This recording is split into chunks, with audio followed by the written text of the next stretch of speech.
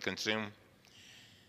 Mr. Speaker, I would like to insert into the record an article from the Washington Post that reports the Federal Salary Council, the official monitor of federal pay, found that federal workers make an average of 30% less than their private sector counterparts.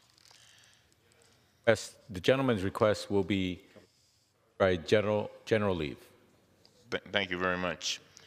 Mr. Speaker, you know, it is so important that we do everything in our power to support our federal employees. And I want to thank Mr. Connolly and Mr. Hoyer.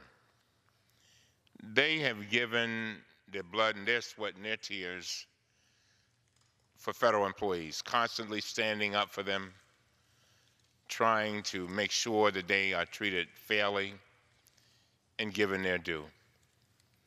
Just today, I spoke to two people who were telling me about how it's federal employees at NIH that basically saved their lives.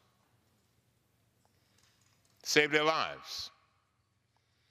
And that they told me that, one told me that the person who saved their life was making about $65,000. It's a doctor. Come on now. And the other said it was about maybe 70 at best.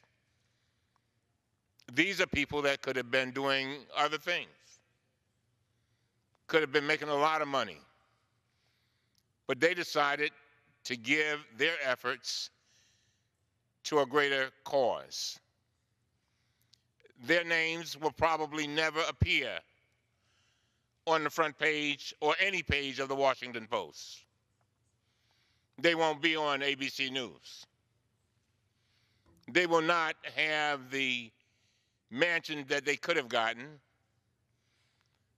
but they have done something that would have fed their souls. They have come to the job with passion, compassion, and the desire to make things better.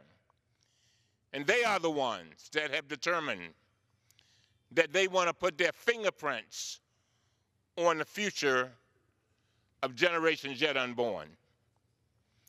And then there are the others, like the TSA workers. You know the ones earning $28,000 a year. And coming to work, by the way, during the shutdown when they couldn't even afford the gas to get there. What about them? So we can make example out of example, but one thing is for sure, that they are working hard and they deserve our utmost support.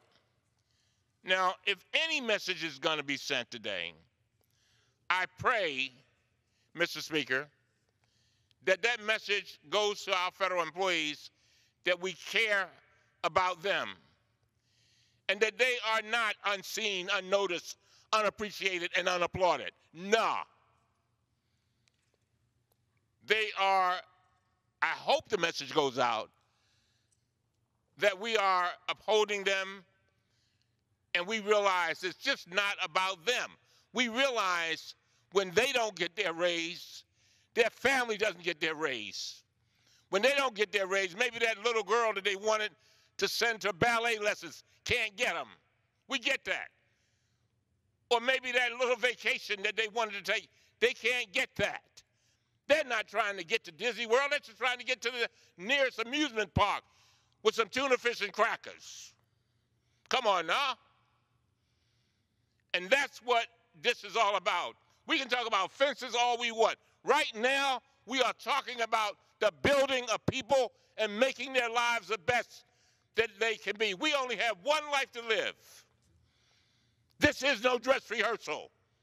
And this is that life. And I applaud the gentleman from North Carolina. I know his heart is right. But right now, I want to concentrate on those folks, the ones like the people that live in my block. Get up at 5 o'clock in the morning, catch the early bus, They get to Social Security and places and trying to serve the public. Talking about them.